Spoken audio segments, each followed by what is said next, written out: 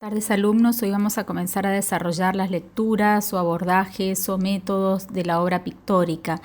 En realidad son distintos caminos, muchas veces complementarios a partir de lo que aportan también distintas disciplinas para poder entender la obra de arte o para tener ciertas claves de acceso, teniendo en cuenta que muchas de estas claves de acceso se terminan de cerrar en la experiencia personal, en la experiencia de cada espectador ante la obra de arte.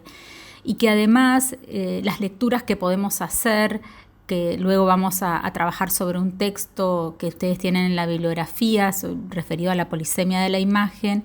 Todas estas lecturas también cambian con el tiempo, es decir, la manera en que una obra fue vista en un momento, fue concebida, comprendida, valorada de algún modo en un contexto histórico, también puede cambiar en otro contexto histórico. Y esto tiene que ver con lo que ya decíamos en una clase anterior, con que las imágenes tienen vida, tienen historia. Uno de las formas de aproximarnos a la obra de arte tiene que ver con sus condiciones formales o sus características formales. De ahí es que hay un método que se denomina formal o estructural, que plantea justamente que la obra de arte tiene cierta autonomía y se lo puede analizar en función de sus factores puramente artísticos. Entonces reconoce la distinción de algún modo entre factores artísticos y no artísticos.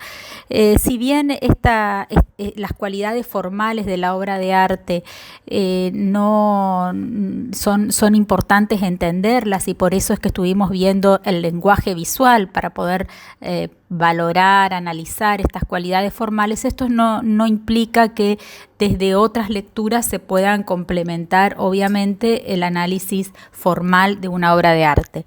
Vamos a tomar un ejemplo para poder analizarlo desde el punto de vista formal. El Guernica de Picasso. Esta obra que ustedes están viendo en este momento, podríamos hacer una interpretación histórica y decir en qué contexto fue producida. Podríamos decir que en 1937 la República Española encargaba a Picasso la realización de un gran cuadro mural para el pabellón español de la Exposición Internacional de París, que estaba en medio de la Guerra Civil Española. Que en abril del 37 se dio el bombardeo de la pequeña población vasca de Guernica por la aviación nazi con el consentimiento del gobierno de Franco, y que en ese momento, bueno, es el contexto en el que Picasso toma este tema del Guernica para realizar este gran cuadro mural que se le había encargado para el pabellón español de la Exposición Internacional de París.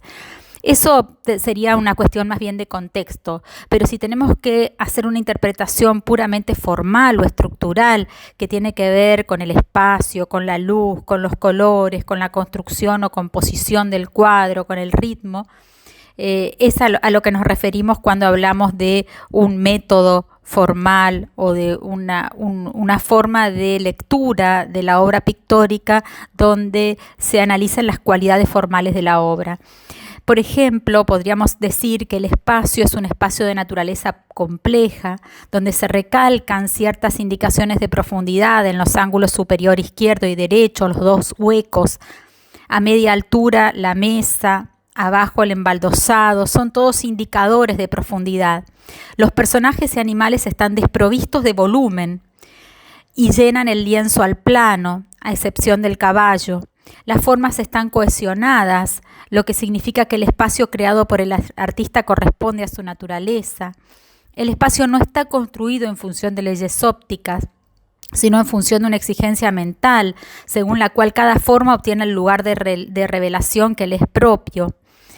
En partes aparece más plano y rígido y en otras curvo y elástico, plegándose o abriéndose. Entonces el espacio se moldea según la voluntad de expresión del artista. Con respecto a la luz, no hay nada de luz natural, ni de arriba ni de abajo. Hay lámparas que no producen claridad. Las partes sombrías afectan a la decoración, fondo, muros, mesa, embaldosado, puerta, es decir, lo inanimado. Y las partes claras afectan a las criaturas humanas y animales. La luz emana de la propia intensidad de la escena. Si tenemos que hablar de colores, obviamente ustedes están viendo la imagen, los colores están omitidos voluntariamente. El color entonces, llevado a su punto de extrema intensidad, vuelve a su doble origen, el blanco y el negro, y por consiguiente su punto de contraste límite. Si hablamos en su conjunto de todos los elementos que componen esta composición, podemos decir que está organizada como un tríptico. Acá ustedes pueden observar el panel central, comprende el caballo, la mitad del guerrero, la aparición y la mitad de la mujer de la derecha. El panel de la izquierda, el toro, la madre y la otra mitad del guerrero. El panel el de la izquierda, el de la derecha, la mujer que cae y la otra mitad de la mujer ya mencionada. Pero vemos que este esquema tradicional de organización de triángulos es un esquema que viene desarrollándose desde el Renacimiento y que Picasso lo adopta en esta conformación del tríptico. En cuanto al ritmo, podemos decir que hay una alternancia de líneas rectas y curvas, de macizos y vacíos, de blancos y negros, de formas figuras y figuras geométricas que producen un efecto de 5.